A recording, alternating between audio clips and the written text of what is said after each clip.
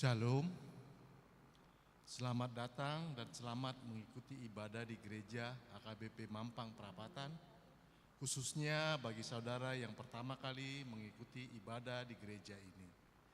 Tuhan beserta kita.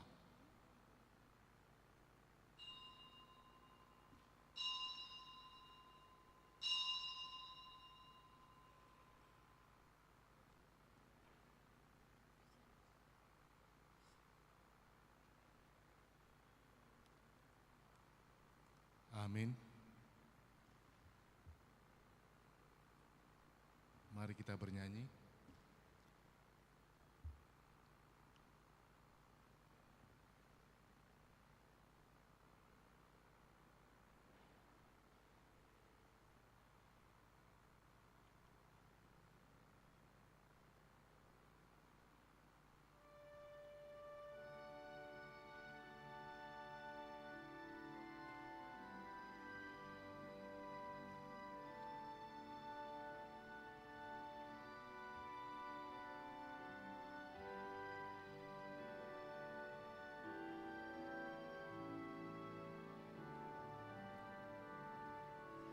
Kudus, kudus, kudus, Tuhan Maha Kuasa. Kami dini hari nyanyikan pujian. Allah Maha Kudus, Yang Maha Pemurah, Allah Tritunggal, kudus dan kekal. Kudus, kudus, kudus, para malaikatmu sujud menyembahmu, muliakan namamu. Segenap orang kudus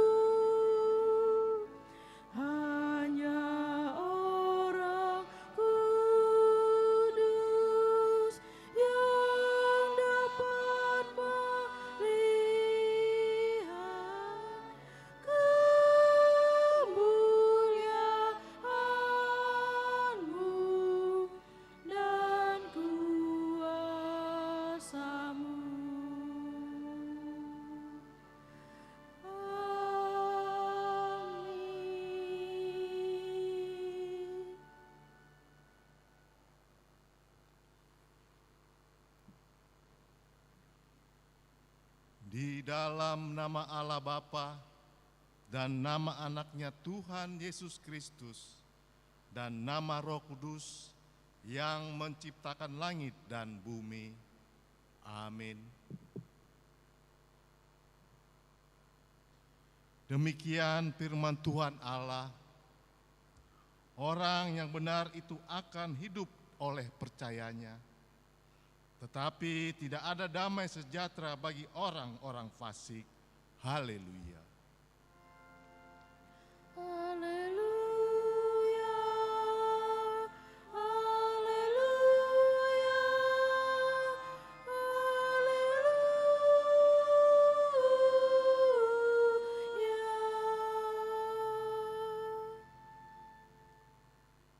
Marilah kita berdoa. Ya Tuhan Allah Bapa kami, kuatkanlah kami sesuai, jangan terputus asa. Apabila kami jatuh ke dalam kemelaratan, sehingga kami tidak menyia-nyiakan berkat-Mu. Ajarlah kami supaya kami jangan menggantungkan pengharapan kepada hal-hal yang duniawi.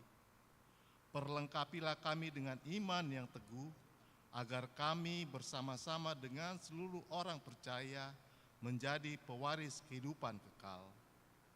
Dengarlah doa kami karena anak-Mu Yesus Kristus Tuhan kami. Amin.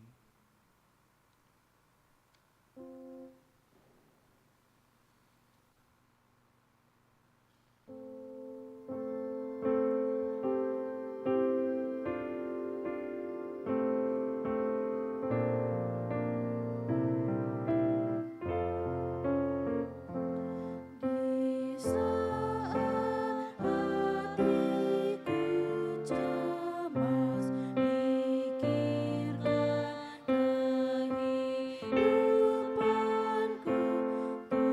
Tuhanku datang segera, dan Ia berseru, hai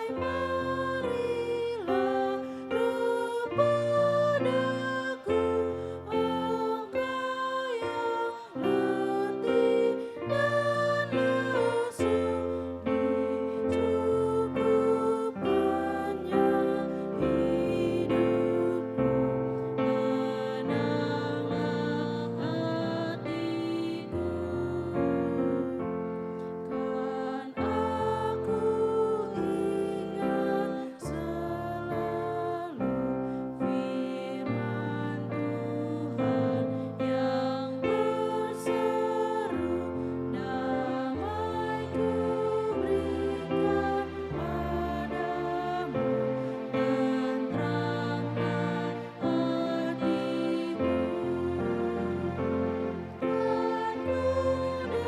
Dan ku dendangkan nyanyian, bahagialah yang beriman, kesaksianku selalu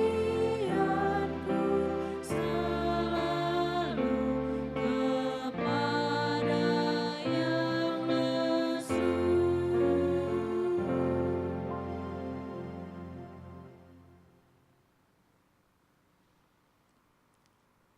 Marilah kita dengarkan hukum Tuhan pada hari Minggu ini yang terlampir dari hukum Taurat yang ketiga dan artinya.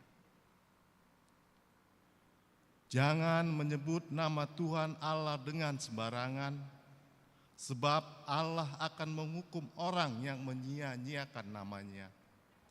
Artinya adalah kita harus takut serta kasih kepada Allah, sebab itu jangan mengutuki, mengumpat, memakai guna-guna, berbohong, menipu dengan memakai nama Allah.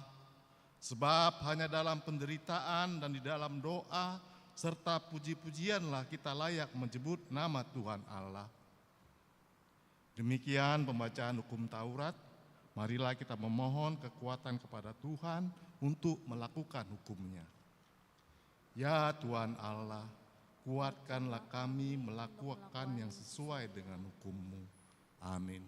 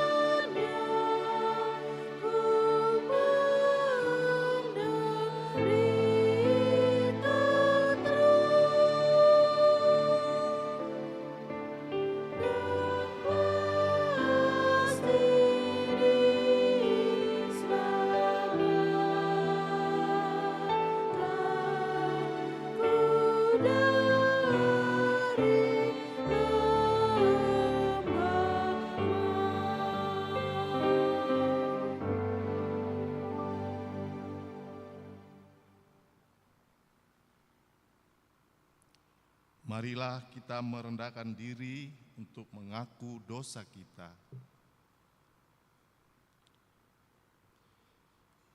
Ya Tuhan kami yang Maha Kasih dan Maha Kudus, Bapa kami di dalam Yesus Kristus, setiap kali kami datang ke hadapan-Mu, kami merasa bahwa kasih-Mu sangat kami butuhkan.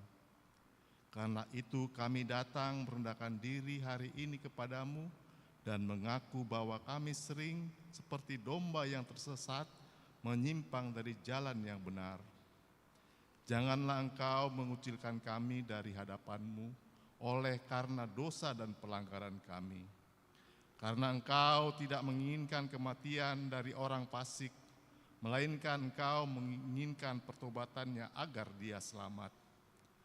Ampunilah segala kesalahan dan pelanggaran kami dengan perantaraan penghulu kami yang tunggal itu, Anak-Mu Tuhan Yesus Kristus. Tetapkanlah anugerah-Mu bagi kami dengan perantaraan kesaksian dan kuasa Roh Kudus, supaya kami terhibur dan datang memanggil Engkau, dan agar segala perbuatan dan kelakuan serta pikiran kami menjadi kemuliaan bagi nama-Mu yang kudus itu. Amin. Marilah kita mendengarkan janji Tuhan tentang pengampunan dosa. Sekalipun dosamu merah seperti kirmizi, akan menjadi putih seperti salju. Sekalipun berwarna merah seperti kain kesumba, akan menjadi putih seperti bulu domba. Kemuliaan bagi Allah di tempat yang maha tinggi. Amin.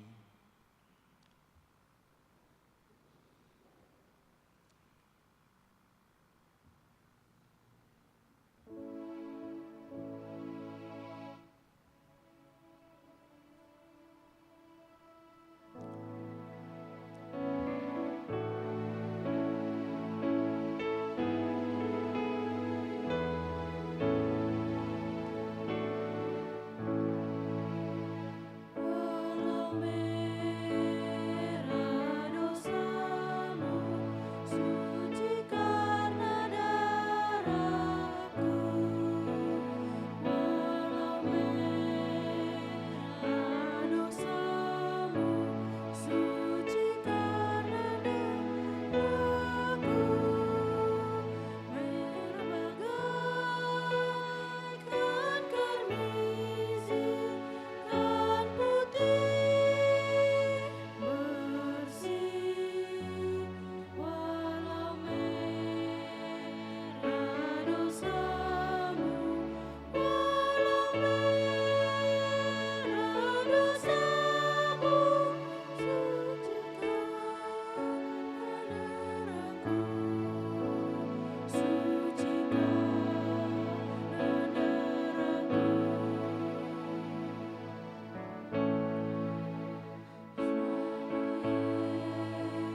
Yesus memanggil, mari dan bertobatlah.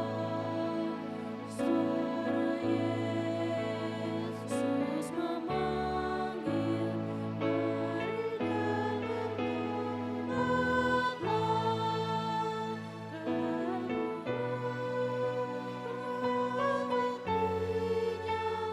Kau dipanggilnya,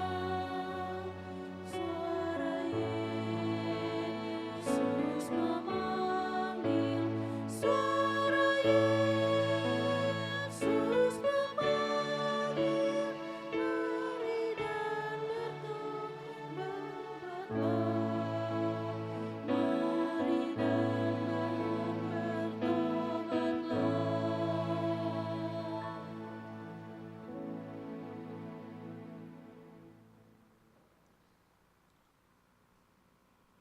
Marilah kita mendengar firman Tuhan yang ditetapkan pada hari Minggu ini, yang terambil dari Habakuk 2, ayatnya yang pertama sampai kelima.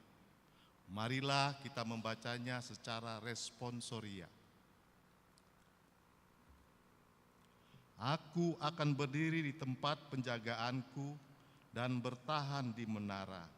Aku akan meninjau untuk melihat apa yang difirmankannya kepadaku dan apa yang akan dijawabnya terhadap pengaduanku.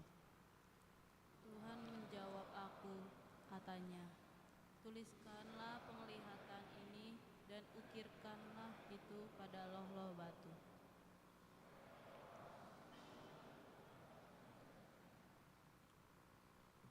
Sebab penglihatan itu masih menanti saatnya, tetapi dengan segera menuju kesudahannya dan bukan tipuan. Meskipun lambat, nantikanlah itu, sebab hal itu pasti akan datang dan tidak akan tertunda. Sungguhnya orang yang membusungkan dada tidak lurus hatinya, tetapi orang benar akan hidup oleh percayanya. Sungguh kekayaan itu berkhianat. Orang yang sombong tidak akan berdiam diri. Ia akan mengangkat mulunya seperti dunia orang mati dan tidak kenyang-kenyang seperti maut. Segala suku bangsa dikumpulkannya dan segala bangsa dihimpunnya. Demikianlah pembacaan firman Tuhan. Berbahagialah orang yang mendengar firman Allah serta memeliharanya. Amin.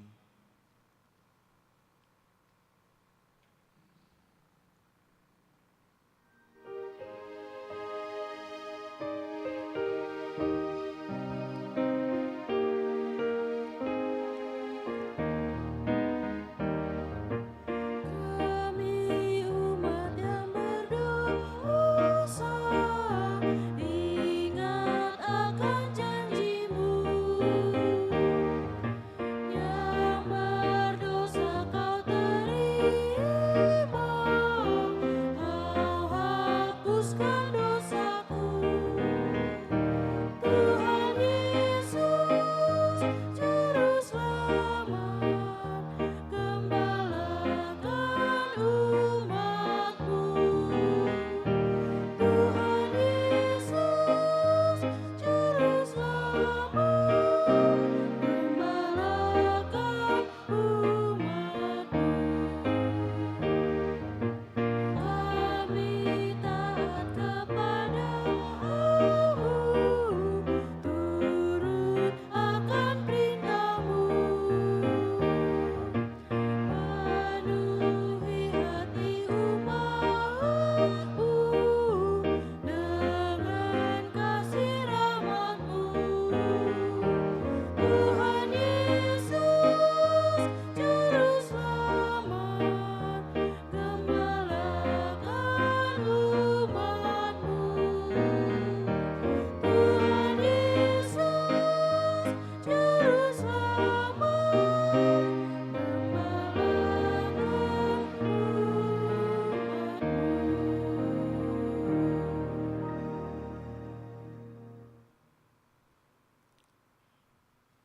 Marilah kita bersama-sama mengaku iman kepercayaan kita sebagaimana teman-teman seiman di seluruh dunia. Kita bersama-sama mengucapkannya. Aku percaya kepada Allah, Bapa yang Maha Kuasa, Khalik langit dan bumi. Aku percaya kepada Yesus Kristus, Anaknya yang tunggal Tuhan kita, yang dikandung daripada Roh Kudus, lahir dari anak darah Maria, yang menderita sengsara di bawah pemerintahan Pontius Pilatus, disalibkan, mati dan dikuburkan, yang turun ke dalam kerajaan maut. Pada hari yang ketiga, bangkit pula dari antara orang mati, naik ke surga, duduk di sebelah kanan Allah, Bapa yang Maha Kuasa. Dari sana akan datang kelak untuk menghakimi orang yang hidup dan yang mati. Aku percaya kepada Roh Kudus dan adanya satu gereja yang kudus dan am, persekutuan orang kudus, pengampunan dosa, kebangkitan daging, dan hidup yang kekal. Amin. Marilah kita mendengarkan warta jemaat pada hari Minggu ini.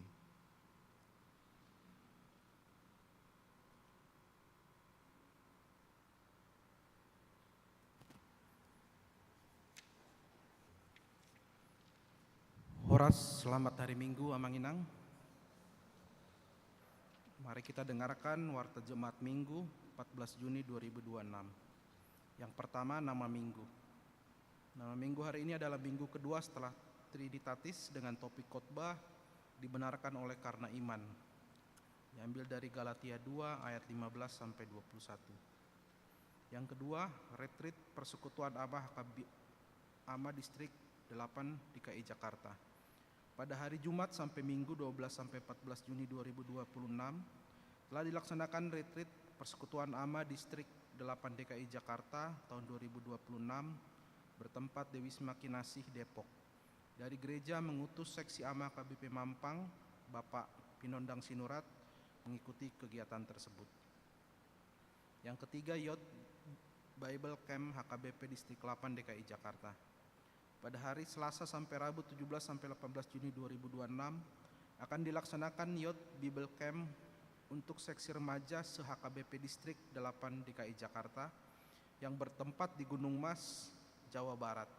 Dari gereja akan mengutus anggota remaja yaitu Prayer Sitorus, Sarah Manulang, Angel Pardede, dan Natasha Purba.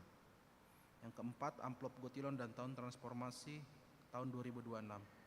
Pada hari ini Minggu 14 Juni 2026 kita akan berikan amplop Gotilon dan tahun transformasi untuk mendukung kebutuhan semua kegiatan sepanjang tahun ini. Amplop akan diserahkan setelah bersalaman di kotak yang sudah disediakan. Yang kelima, persembahan diakoni.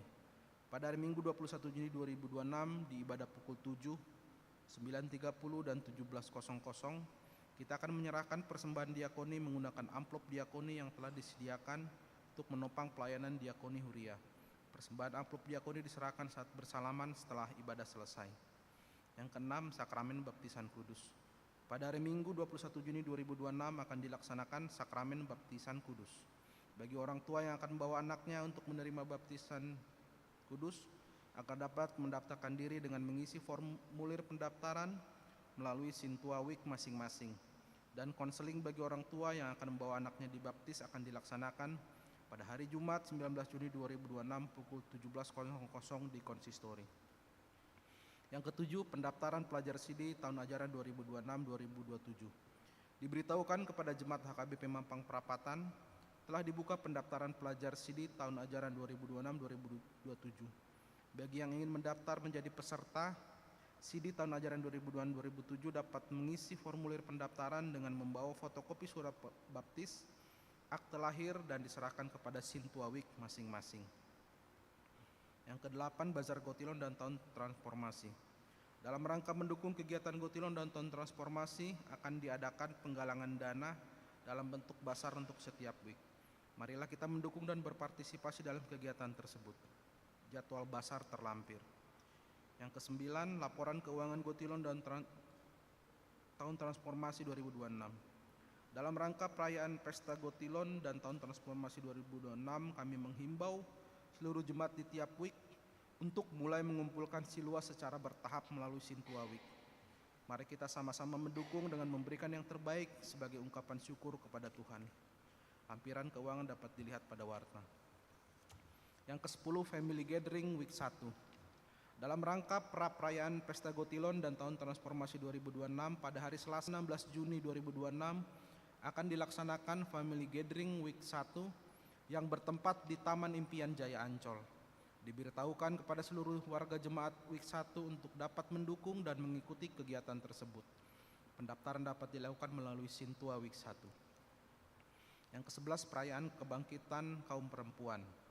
Pada hari ini Minggu 14 Juni 2026 di ibadah pukul 9.30 WIB adalah puncak perayaan kebangkitan kaum perempuan dengan tema dibenarkan oleh karena iman. Dan subtema kebangkitan rohani perempuan menjadi sarana untuk meningkatkan kualitas rohani perempuan dan memperkuat peranannya dalam kehidupan beriman, serta membangun komunitas perempuan yang kuat, solid, dan berkesinambungan. Setelah warta di ibadah 9.30 diberikan waktu kepada Ketua Seksi Perempuan Huria dan Ketua Parheon untuk menyampaikan kata sambutan. Yang ke-12, workshop pemusik dan pemandu lagu. Pada hari Sabtu 20 Juni 2026 pukul 8.30 di gedung gereja, Seksi Musik HKBP Mampang akan mengadakan workshop pembinaan pemusik dan pemandu lagu. Pendaftaran dapat dilakukan melalui Ketua Seksi Musik, Amang JC Siagian. Diberitahukan kepada pelayan pemusik dan pemandu lagu untuk dapat mendukung dan mengikuti kegiatan tersebut. Yang ke-13, kegiatan tengah minggu. Diberitahukan bagi warga jemaat Mampang Perapatan dapat melihat jadwal kegiatan tengah minggu di gereja HKBP Mampang Perapatan yang terlampir di dalam warta. Yang ke-14, Pertangyangan Week. Hari Selasa 16 Juli 2026 pukul 19.30 akan diadakan kebaktian Week di Week 2 di Tuan Rumahi Keluarga Wiki Manalu, Inang Boru Siahaan di Konsistori. Week 4 di Tuan Rumahi Keluarga Sintua, Desiagian, Inang Boru Arwan di Jalan Pejaten Raya Kapling 5, Pejaten Barat, Pasar Minggu. Marilah kita mengikuti kebaktian tersebut secara khusus jemaat Week 2 dan Week 4. Yang ke-15, pemberkatan nikah warta pertama. Akan menerima pemberkatan nikah Joseph Ro Parulian Siahaan, anak dari Bapak M. Yunus Siahaan almarhum dan Ibu Norma Tampu Bolon almarhum. Jemaat GKI Kebayoran Baru dengan Nurmala Tapian Elizabeth Sinaga, anak dari Bapak Mangasal Sinaga dan Ibu Nuri Boru Situmorang. Jemaat HKBP Mampang Perapatan Week 1. Pemberkatan nikah dilaksanakan pada hari Sabtu 27 Juni 2026 pukul 8.30 bertempat di HKBP Mampang Perapatan. Yang ke-16, anggota jemaat baru. Mulai hari ini Minggu 14 Juni 2026 diterima menjadi anggota jemaat HKBP Mampang Perapatan keluarga Mandataris Simbolon Inang Serina Boru Pandiangan. Alamat Jalan Pengadengan Selatan Raya nomor 1 RT 1 RW 4 Pengadengan masuk Week 4. Perkenalan akan dilakukan di kebaktian Bahasa Batak pukul 9.30. Marilah kita bawa dalam doa warga jemaat sakit. Nata Desmanik rawat jalan, Pesta Robit Siahaan rawat jalan, Siol Ambarita rawat jalan, Buha Sudungan Silaban rawat jalan, Sintua MG Hutajulu dirawat di rumah, Jamer Karo-Karo pemulihan di rumah, Nyonya Lumangkun Priskawati Boru Limbong pemulihan di rumah, Nyonya Kanaria Siahaan Boru Sianipar pemulihan di rumah. Robin Sardi Simangunsong rawat jalan, Edison Hutajulu dirawat di rumah sakit Tebet. Firman Tuhan, serahkanlah hidupmu kepada Tuhan dan percayalah kepadanya dan ia akan bertindak. Mazmur 37 ayat 5. Yang ke-18, ulang tahun kelahiran. Majelis dan jemaat mengucapkan selamat ulang tahun kelahiran kepada anggota jemaat yang berulang tahun dalam minggu ini. Firman Tuhan, umur panjang ada di tangan kanannya, di tangan kirinya kekayaan dan kehormatan. Amsal 3 ayat 16. Yang ke-19, ulang tahun pernikahan. Majelis dan keluarga jemaat mengucapkan selamat ulang tahun pernikahan kepada keluarga anggota jemaat yang berulang tahun pernikahan dalam minggu ini. Firman Tuhan, tetapi yang terutama, kasihilah sungguh-sungguh seorang akan yang lain, sebab kasih menutupi banyak sekali dosa. 1 Petrus 4 ayat 8. Persembahan, ucapan syukur dan lainnya dapat kita baca di lembaran warta ini. Demikian warta jemaat minggu ini. Tuhan Yesus memberkati.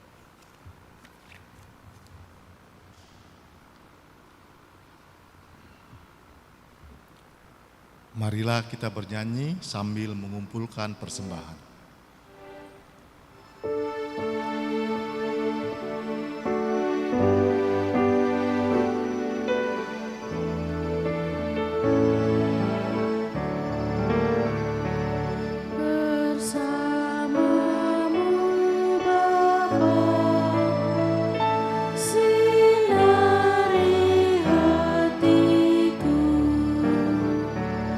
Lihat ku berjalan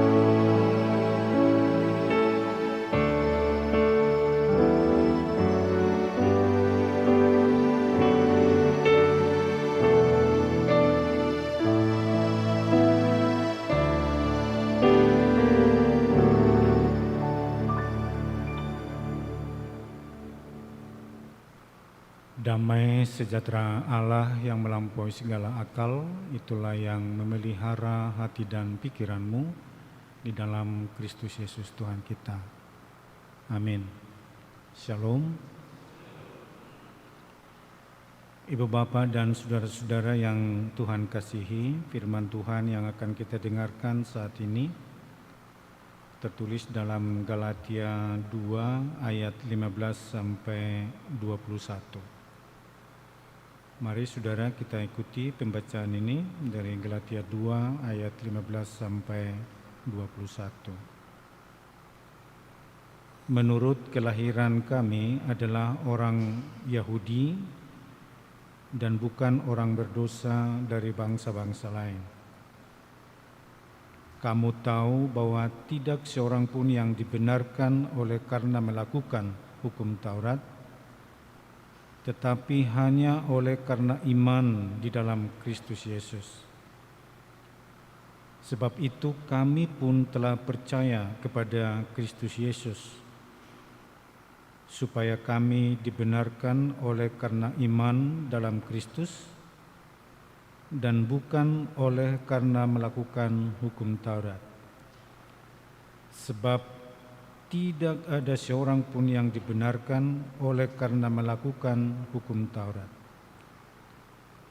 Tetapi jika kami sendiri, sementara kami berusaha untuk dibenarkan dalam Kristus, ternyata adalah orang-orang berdosa, apakah hal itu berarti bahwa Kristus adalah pelayan dosa? Sekali-kali tidak. Karena jikalau aku membangun kembali apa yang telah kurombak, aku menyatakan diriku sebagai pelanggar hukum Taurat. Sebab aku telah mati oleh hukum Taurat untuk hukum Taurat, supaya aku hidup untuk Allah. Aku telah disalibkan dengan Kristus. Namun aku hidup, tetapi bukan lagi aku sendiri yang hidup, melainkan Kristus yang hidup di dalam aku. Dan hidupku yang kuhidupi sekarang di dalam daging adalah hidup oleh iman dalam Anak Allah yang telah mengasihi aku dan menyerahkan dirinya untuk aku. Aku tidak menolak kasih karunia Allah, sebab sekiranya ada kebenaran oleh hukum Taurat, maka sia-sialah kematian Kristus. Demikian pembacaan kita. Saudara-saudara yang Tuhan kasihi, tentu setiap orang ingin dikenal sebagai orang yang benar, orang yang suci, dan orang yang baik.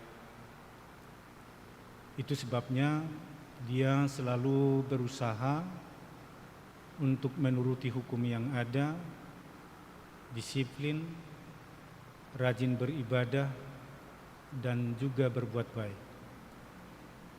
Tapi saudara-saudara, ternyata kalau ini merupakan usaha pribadi, akan kelihatan kita gagal dalam hal ini.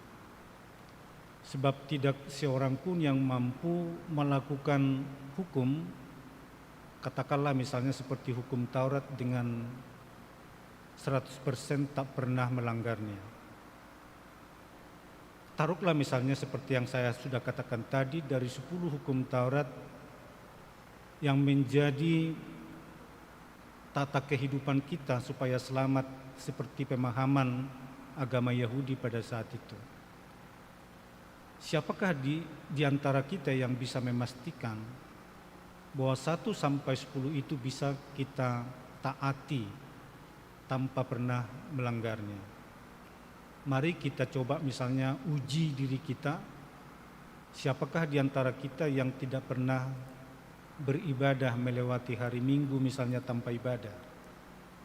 Pasti kita akan dapatan pernah kita tidak ikut ibadah. Siapakah di antara kita yang tak pernah berdusta dalam kehidupan ini? Ya tentu akan kedapatan juga bahwa kita juga pernah berbohong, kita pernah berdusta. Mungkin tidak membunuh, mungkin tidak mencuri. Tetapi kalau kita berbohong, itu sama artinya melanggar keseluruhan hukum Taurat. Sebab yang kita pahami, hukum Taurat itu adalah satu bagian integral yang tidak terpisahkan. Jadi kalau saya misalnya rajin beribadah, tetapi saya mencuri, itu sama artinya melanggar keseluruhan hukum Taurat. Nah, oleh karena itu saudara-saudara, bila memang kita mau menjadi orang benar, dengan menjadikan standarnya adalah ukurannya dari ketaatan kita melakukan hukum Taurat, maka tidak ada satu orang pun di antara kita yang bisa dikatakan menjadi orang benar dan orang yang selamat.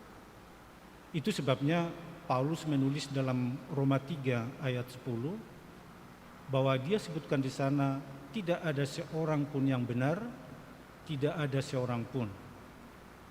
Nah, oleh karena itu saudara-saudaraku, kalau begitu bagaimana ya? Lalu dia mengalihkan perhatiannya sekarang bukan lagi kepada hukum Taurat sebagai syarat seseorang disebut menjadi orang yang benar, tetapi iman kepada Kristus, kepada Yesus Kristus. Kenapa sampai pengajaran ini dia anut sebagai sebuah paradigma baru dalam merumuskan orang yang benar di hadapan Tuhan? Kalau kita misalnya membaca dalam Matius 5 ayat 17, di sana sangat jelas dikatakan oleh Yesus bahwa dia datang bukan untuk merombak hukum Taurat, tapi untuk menggenapinya. Artinya bahwa saudara-saudara, hanya Yesus sebagai orang yang berdosa yang mampu menggenapi hukum Taurat. Dan dia bersedia penggenapan yang paling tuntas dan sempurna adalah kematiannya di kayu salib. Karena apa? Karena kita baca juga bahwa upah dosa adalah maut. Siapa yang melanggar hukum Taurat itu mestinya hukumannya adalah dosa, dan siapa yang berdosa maka dia masuk dalam kerajaan maut. Tetapi yang tadinya kita ini sebagai umatnya Tuhan yang tidak mampu melakukan hukum Taurat itu, semua tuntutan hukum Taurat itu digenapi oleh Yesus, dan dosa-dosa pelanggaran kita dibayar lunas olehnya melalui kematiannya. Sekali lagi, semestinya kita yang melanggar inilah yang harusnya menanggung akibat dosa kita dan mati. Tetapi Yesus bersedia menggantikan kita. Maka Paulus merumuskan dalam kalimat yang kita baca tadi dari nats ini, bahwa dia sebetulnya sudah disalibkan dalam kematian Kristus itu. Artinya bukan secara fisik dia disalibkan, tapi dia sudah ikut ketika dia mengakui bahwa Yesus disalib adalah untuk pengampunan dosa-dosanya. Oleh karena itu saudara-saudaraku, oleh Yesus yang menggenapi segala tuntutan hukum Taurat, termasuk menggantikan kita sebagai orang yang berdosa harus mati, tapi oleh kematian Kristus dosa-dosa kita telah diampuni, kelemahan-kelemahan kita telah dipenuhi oleh kesempurnaannya. Maka sekarang saudara, siapa yang percaya kepada Kristus Yesus yang telah tersalib, yang telah mengampuni dosa-dosa kita, dan bukan hanya disalibkan, tapi juga dia bangkit dari kematian, maka inilah pembenaran yang terjadi bagi setiap orang percaya. Jadi kita tidak dibenarkan lagi, kata Paulus, melalui hukum Taurat, tetapi siapa yang percaya kepada Kristus, maka dia disebut sebagai orang yang benar dan tentu memperoleh keselamatan itu. Lihatlah misalnya kalau kita mau ke fakta sejarah di pelayanan Yesus misalnya, katakanlah seperti itu. Kan seringkali Yesus mengatakan bahwa imanmu yang menyembuhkanmu, imanmu yang menyelamatkanmu. Bahkan kepada seorang perempuan yang kedapatan bersalah, tertangkap basahlah, katakan seperti itu. Menurut hukum Yahudi, bahwa kepada orang yang melanggar ini, harus dilempari dengan batu sampai mati. Lalu diperhadapkanlah dia kepada Yesus. Apa yang Yesus katakan saat itu? Siapa di antara kalian yang tidak berdosa? Itulah yang pertama mengangkat batu dan melemparinya. Tapi Alkitab kita mencatat tidak ada seorang pun yang berani mengangkat batu dan melemparinya. Pertanyaan kita adalah kenapa? Karena tentu syaratnya tadi siapa yang tidak berdosa, itulah yang mengangkat batu dan melemparinya. Lalu kalau orang mundur satu-satu, berarti setiap orang adalah orang yang berdosa dan tidak memiliki hak untuk menghakimi sesamanya. Sekarang tinggallah Yesus dengan perempuan itu yang dicatat oleh berita Injil kita. Kemudian Yesus menghampirinya. Yesus berkata kepada perempuan ini, "Di mana mereka semua? Kok jadi sepi? Tapi aku pun tidak menghukummu. Hanya bertobatlah dan jangan lagi berbuat dosa." Semestinya Yesus yang tidak berdosa itu memenuhi syarat untuk menghukuminya dengan lemparan batu. Karena Yesus adalah orang yang tanpa dosa. Tetapi dia berkata bahwa kau pun tidak hukum, tetapi jangan lagi berbuat dosa. Saudara, itulah hebatnya berita Injil itu. Yesus yang mensyaratkan iman dan bukan perbuatan memperoleh keselamatan. Sebab seperti yang kita katakan tadi, kalau misalnya mengandalkan hukum Taurat, maka kata kuncinya di situ adalah perbuatan. Perbuatan baik menjadi syarat untuk mendapatkan kebenaran dan juga keselamatan. Tapi Yesus ternyata tidak seperti itu. Bayangkan orang yang sudah kedapatan bersalah tadi, orang yang katakanlah sudah harus dilempari dengan batu. Tetapi Yesus tidak mempertimbangkan bahwa supaya dia selamat dari kematian itu, dia harus menjadi orang yang baik. Nyata-nyata kok dia orang yang bersalah. Tetapi ternyata Yesus membebaskannya, Yesus mengampuni dosanya, Yesus memberikan keselamatan baginya. Itu sebabnya saudara, bahwa kalau misalnya bukan perbuatan yang menjadi syarat kita untuk benar dan diselamatkan, maka sekarang saudara-saudaraku, setiap orang dimungkinkan menghampiri hadirat Allah dengan iman percaya. Jadi sebesar apapun dosa kita, pelanggaran yang kita lakukan, bila kita masih memiliki iman, ini adalah modal berharga menghampiri hadirat Tuhan. Jadi jangan katakan saudara, misalnya kalau ada orang yang sangat jahat betul, lalu dia mengatakan, kalau nanti saya ke gereja, lonceng gereja akan jatuh misalnya dan menimpa kepalaku. Itu tidak benar saudara. Semestinya kalau kita masih memiliki iman, ini adalah modal menghampiri hadirat Tuhan. Sehingga dengan demikian kita berlutut di hadapannya dan mengaku dosa-dosa kita, kemudian pengampunan itu kita terima. Tidak lagi mempertimbangkan dosa dan kesalahan kita yang kita lakukan, tapi yang dipertimbangkan adalah relasi kita dengan Tuhan yang dibangun dengan iman percaya itu. Sehingga iman kita ini menjadi iman yang diperhitungkan dan kemudian memberi kita keselamatan. Saudara-saudara, begitu berharganya karya penebusan Kristus itu. Tetapi saudara, tidak juga kita menganggap remeh terhadap dosa. Kita masuk kepada apa yang dikatakan oleh Paulus tadi. Sekarang katanya, saya sudah mati oleh Kristus, disalibkan bersama Kristus, dan sekarang dia hidup di dalam daging. Tapi apa yang dia hidupi sekarang bukan lagi di dalam dirinya, tetapi di dalam Kristus yang ada di dalam dirinya.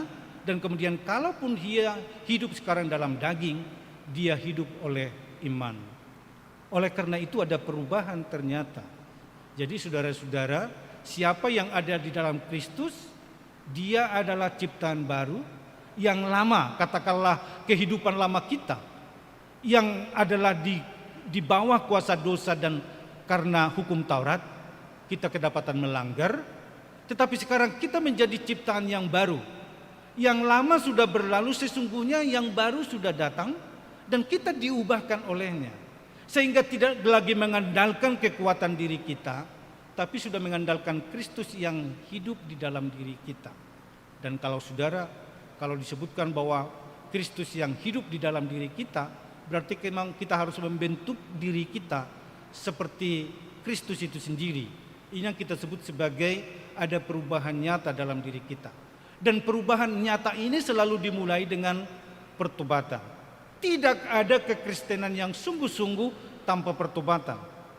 Dan oleh karena itu memang kita menghampiri hadirat Kristus, lalu kemudian mengaku dosa-dosa kita diampuni, maka lahirlah lahir baru, dan kita ini menjadi hidup yang mendasarkan hidup kita di dalam Kristus. Itu sebabnya saudara, kalau kita misalnya sedikit, kalau begitu kenapa ya hukum Taurat masih dibacakan di gereja? Kenapa hukum Taurat masih penting? Kenapa masih diajarkan dan lain-lain? Bagi kita ini yang harus dirubah. Pemahaman kita bukan lagi hukum Taurat dibacakan supaya kita memperoleh selamat, tetapi untuk mengingatkan kita terhadap ada pelanggaranmu, ada dosa yang kau lakukan, sehingga mesti datang kepada Kristus dengan iman untuk memperoleh itu.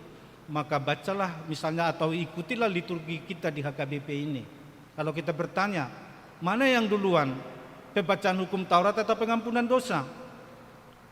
Maka kalau kita lihat liturgi kita, urutan liturginya, hukum Taurat dulu, baru pengakuan dosa. Karena apa seperti itu? Karena ketika dibacakan hukum Taurat, dia akan mengoreksi kita. Dia akan menuduh kita sebagai orang yang berdosa. Lalu pentinglah dengan pengakuan dosa itu. Itu sebabnya harus sungguh-sungguh juga ketika misalnya kita mengaku dosa, perlu juga diingat-ingat dosa kita apa ya yang mestinya kita mengakunya dengan sungguh-sungguh, lalu kemudian memohon pengampunan dosa dari Tuhan. Saya mau cerita sedikit, waktu kami mau pindah dari Bekasi ke Pekanbaru, karena ada mobil pribadi saat itu, lalu kemudian istri dan anak-anak saya naik pesawat lah waktu ke Pekanbaru. Tapi saya menyetir ini, dan kami memang kebetulan entah seperti apa pada saat itu, sehingga saya berangkatnya hari Sabtu harus melewati hari Minggu dan tibanya nanti hari Senin pagi di Pekanbaru. Persis melewati hari Minggu, dan saya ingat betul perjalanan dari Jambi ke Pekanbaru itu harus melewati hutan, dan kemudian saya memperhatikan tidak ada gereja ya. Enggak enak juga ini lewat hari Minggu kok enggak bergereja. Apa yang kemudian terjadi adalah saya jalan lagi, ternyata ada gereja yang kecil di sebelah kiri. Saya masukin, ternyata dia adalah gereja Pentakosta. Bersama-sama dengan mereka lah saya beribadah. Tibalah pengakuan. Mereka semua mengaku dengan menangis waktu pada saat pengakuan dosa itu. Tuhan ampunilah dosaku, menyebutkan satu persatu dosa-dosanya. Hanya saya sendirilah yang tidak menangis pada saat itu. Dan kemudian saya berbahagia, oh Tuhan terima kasih. Ternyata hanya jemaat Pentakosta inilah yang banyak dosanya. Kalau jemaat HKBP tidak banyak dosanya. Kenapa? Karena ingat betul ketika kita berliturgi seperti beribadah, waktu pengakuan dosa tak seorang pun yang menangis, kan gitu kan, berarti beres semua ini, tak ada dosa-dosanya ini, kan gitu kan. Jadi saya juga berbahagia juga pada saat itu gitu. Oh iya, kalau Pentakosta ini banyak sekali lah dosanya ternyata gitu ya. Tapi kalau jemaat KWP tidak banyak dosanya karena tak ada yang pernah menangis saat pengakuan dosa. Saudara-saudara, yang saya mau katakan adalah bahwa memang dosa itu sangat berat, dibayar lunas oleh darah Kristus, dan oleh karena itu memang harus sungguh-sungguh mengaku dosa-dosa kita, lalu kemudian menerima Kristus sebagai kehidupan kita. Jadi bukan lagi aku yang hidup, kata Paulus, tapi Kristus yang hidup di dalam aku. Dan oleh karena itu, kalaupun saya sekarang hidup dalam daging, saya hidup oleh iman. Ada perubahan di sana. Dan oleh karena itulah maka ada ketaatan ternyata. Jadi kalau sudah hidup di dalam Kristus, hidup di dalam iman, itu bukan berarti saudara kita bahwa ketika dibenarkan oleh iman itu menjadi izin hidup sembarangan. Kalau dikatakan misalnya hidup dibenarkan oleh karena iman, menganggap remeh tentang dosa, bukan itu. Sekarang yang diputar balik adalah bagaimana kita melihat peranan hukum Taurat itu. Kita diselamatkan bukan karena hukum Taurat, tetapi kita melakukan hukum Taurat karena sudah diselamatkan olehnya. Artinya bahwa hidup orang-orang Kristen yang sudah ditebus, yang sudah bersama-sama dengan Kristus itu, yang hidup kita ini sekarang adalah dibentuk oleh kehendak Tuhan, maka tandanya kita sudah selamat adalah bagaimana kita mempraktekkan hidup ketaatan kepada Tuhan. Sekali lagi, bukan lagi membangun apa yang sudah dirombak, katakan oleh Paulus tadi, menarik dalam ayat ini. Kalau saya katakan, misalnya dia sebutkan, saya sudah beriman kepada Kristus, dan oleh iman saya sekarang sudah dibenarkan. Tapi kalau menjadi hukum Taurat lagi yang menjadi alat keselamatan, maka saya sudah membangun lagi apa yang sudah saya rombak. Artinya, kalau misalnya ada lagi orang Kristen, katakanlah, tetapi dia sudah dibebaskan oleh Kristus, tapi tetap saja percaya meyakini bahwa hukum Taurat adalah sebagai keselamatan, maka saudara-saudara tidak ada lagi gunanya kematian Kristus itu. Itu sebabnya saudara, kita sekarang sebagai orang-orang Kristen tidak lagi datang ke hadapannya menjadi orang Kristen yang legalisme atau menjadi membangun Yudaisme yang sangat mengajarkan ketaatan kepada hukum Taurat, tetapi sungguh-sungguh saudara sekarang iman percaya kita lah yang harus kita bangun. Tapi ketika sebagai orang yang beriman, maka kita dituntut untuk taat sepenuhnya kepada Tuhan. Berperilaku seperti Kristus itu, melakukan ketaatan-ketaatannya. Oleh karena itu kita bisa katakan sekarang bahwa perbuatan baik bukan lagi syarat untuk menerima keselamatan, tapi perbuatan baik adalah buah dari iman percaya kita. Kalau saya mau kutipkan misalnya bagaimana pada saat Yohanes Pembaptis membaptis pada saat itu, lalu kemudian dia memberitakan pertobatan. Yang dia katakan, yang serukan pada saat itu adalah bertobatlah dan lakukanlah buah-buah pertobatan. Inilah yang sangat penting saudara. Jadi buah pertobatan ini kita kategorikan sebagai buah iman kita. Karena pertobatan itu atau iman itu juga ada di hati, di dalam, dan hanya Tuhan yang tahu. Tapi buah iman kita, buah pertobatan itu ada di luar dan disaksikan oleh semua orang. Jadi seberapa besar imanmu, itu hanya Tuhan yang tahu. Kenapa? Karena dia adalah di dalam. Tapi buah iman kita itu ada di luar dan bisa disaksikan oleh semua orang. Jadi kita tidak boleh memang sampai kepada perayaan-perayaan aksesoris. Bahwa kekristenan ini bukanlah reklame. Kekristenan ini bukanlah juga seremonial belaka. Kekristenan ini juga bukan simbol-simbol. Kita misalnya sebagai orang Kristen, betul ada simbol-simbol kita. Ada salib. Dan lain-lain sebagai simbol-simbol kekristenan kita. Tetapi bukan di situ nilai kekristenan kita. Kekristenan kita dibangun kepada perilaku kita, perbuatan kita. Dan itu sebabnya saudara, Paulus mengatakan yang sangat ditekankan dalam ayat 20 itu. Ya, ada perubahan yang nyata, dan oleh karena itu kita buahkan hal-hal yang baik sebagai buah dari iman percaya kita. Jadi kalau Yesus mengatakan pohon kita kenal dari buahnya, maka seperti itulah sekarang kita menunjukkan kekristenan kita. Iman, sekali lagi iman itu ada di dalam, hanya Tuhan yang mengetahuinya.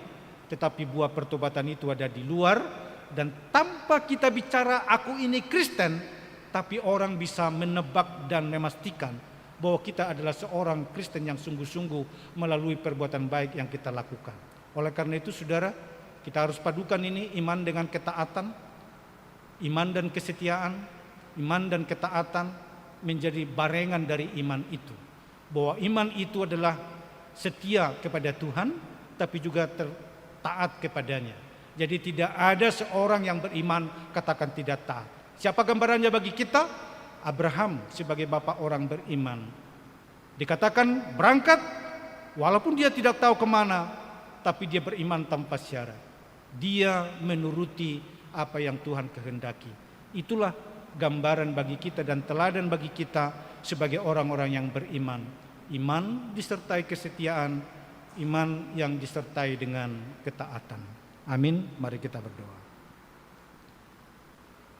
Bapa dalam surga, terima kasih untuk firman-Mu yang sudah kami dengarkan saat ini.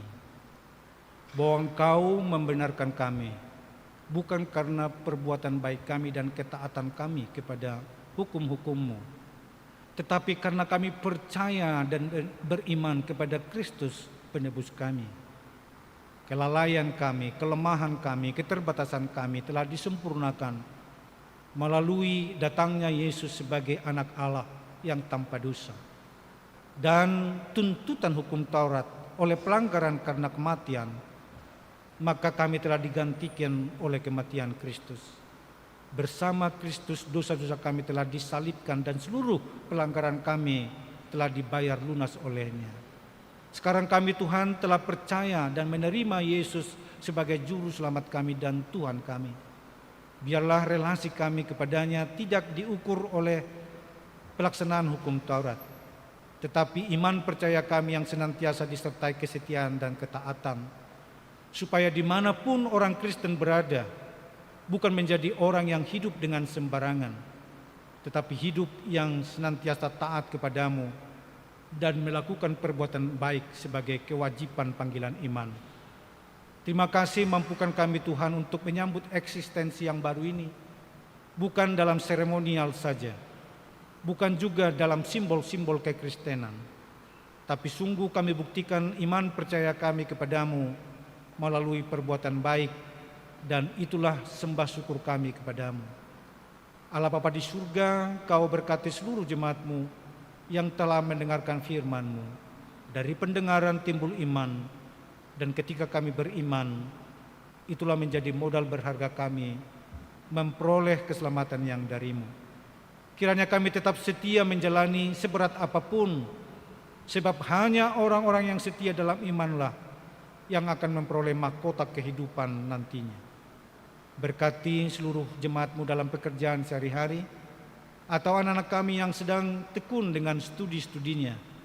Tuhanlah sumber segala ilmu pengetahuan, karuniakanlah itu kepada seluruh anak-anak kami. Tapi tentunya bukan hanya pengetahuan itu, ajarlah mereka juga untuk takut akan Tuhan, sehingga menjadi generasi yang beriman dan juga berkelakuan baik. Allah Bapa di surga, kami juga berdoa untuk setiap jemaat-Mu yang memiliki pergumulan, yang barangkali tidak terungkap dengan kata atau curhat kepada sesama, tapi jeritan hatinya ada padamu Tuhan dengan nyata. Campur tanganlah, bebaskan mereka. Engkau menanggung derita kami untuk kami, maka Engkau tanggung jugalah beban mereka. Hadirlah Engkau Tuhan untuk meringankan segala beban yang ada, sehingga semangat mereka untuk memuji-Mu tak pernah berhenti. Allah Bapa di surga, kami juga berdoa untuk jemaat-Mu yang sedang sakit, pemulihan di rumah atau baru saja sakit dan terbaring di rumah sakit sekarang. Engkaulah tabib di atas segala tabib. Engkaulah yang hadir Tuhan, membesuk mereka, memberkati setiap obat-obat yang mereka konsumsi, memberkati tangan-tangan yang merawat, sehingga pun ketika mereka terbaring, semangat percaya mereka dan berharap kepadamu kiranya tidak menjadi sia-sia. Biarlah mereka dapat bersuka cita juga memuji memuliakan nama Tuhan. Allah Bapa di surga, kami juga berdoa untuk mereka yang sedang berulang tahun di minggu ini. Karuniakanlah umur panjang, kesehatan. Dan kalau masih ada yang mereka rindukan dalam perjalanan hidup ini, Tuhan, Engkaulah yang menjawabnya indah pada waktunya. Ajar mereka untuk senantiasa rendah hati, sehingga sekecil apapun berkat yang kami terima dari-Mu, kami didorong untuk meninggikan nama-Mu oleh semuanya. Pakailah hidup kami juga menjadi saluran berkat bagi yang lainnya. Kami berdoa untuk seluruh program pelayanan di tengah gereja ini, semuanya berada dalam pengetahuan Tuhan. Dan ketika kami bekerja menyusun program itu, kami percaya Allah tidak akan membiarkannya. Maka campur tanganlah Tuhan dalam setiap kegiatan pelayanan juga program yang kami rancangkan. Sebab mujizat itu ada padamu. Ketika Engkau berkarya, maka karya monumentallah yang menjadi terjadi. Allah Bapa di surga, pakai kami semua, anak-anak-Mu, jemaat-Mu yang Tuhan berkati, menjadi pendukung utama dalam kesuksesan seluruh pelayanan di gereja ini. Sebentar lagi Tuhan, kami akan pulang ke rumah kami masing-masing. Kami berdoa supaya Tuhan menyertai perjalanan kami. Kami rindu supaya hari ini kami akan sambut dan rayakan sebagai hari pembebasan, hari penuh sukacita. Ibadah-ibadah selanjutnya kami serahkan ke dalam tangan Tuhan. Kau sertai jemaat-Mu yang akan datang, Kau sertai seluruh para pelayan-Mu juga. Ampunilah dosa-dosa kami. Terpujilah Engkau kekal selama-lamanya. Di dalam Kristus Yesus kami telah berdoa. Amin. Mari saudara-saudara kita sambut sambil menyanyikan, mengumpulkan persembahan.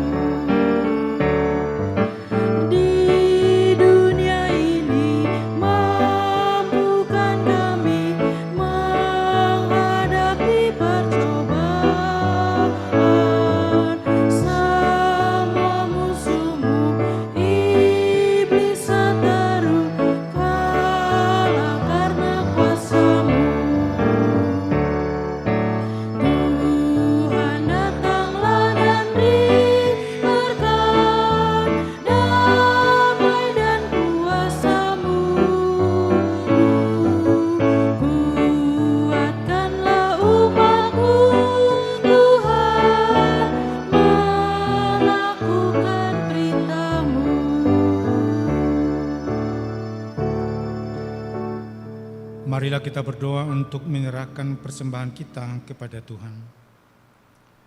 Ya Allah, Bapa kami yang di surga, kami mengaku bahwa Tuhan adalah sumber dari segala karunia yang melimpah dalam kehidupan kami masing-masing. Sebagian daripada karunia itu kami serahkan kembali sebagai persembahan kepada Tuhan. Terimalah dan berkatilah persembahan umat-Mu ini, agar dapat kami pergunakan untuk pekerjaan dan pelayanan kerajaan Tuhan di dunia ini. Bukalah hati kami untuk mengenal betapa banyak berkat dan karunia yang kami peroleh dari Tuhan, supaya kami senantiasa bersyukur kepadamu. Di dalam nama Yesus Kristus Tuhan kami. Amin.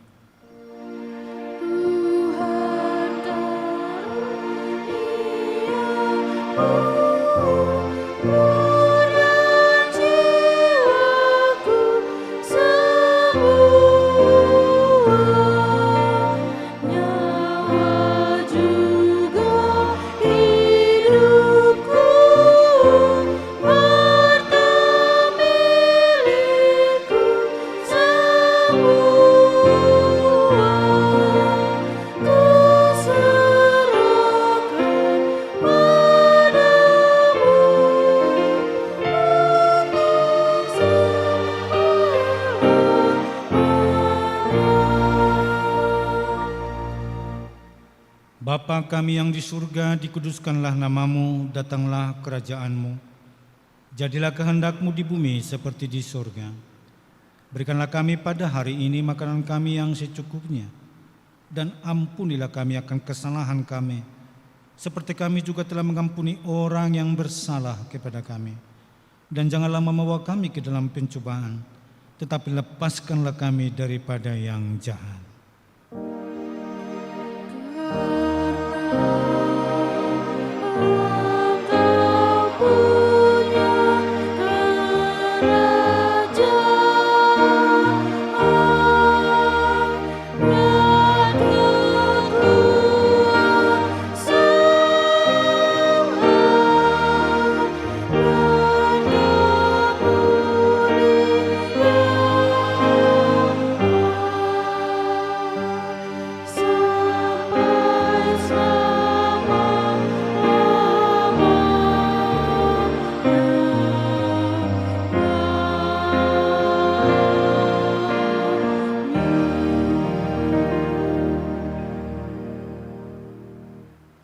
Tuhan memberkati engkau dan melindungi engkau. Tuhan menyinari engkau dengan wajah-Nya dan memberi engkau kasih karunia. Tuhan menghadapkan wajah-Nya kepadamu dan memberi engkau damai sejahtera.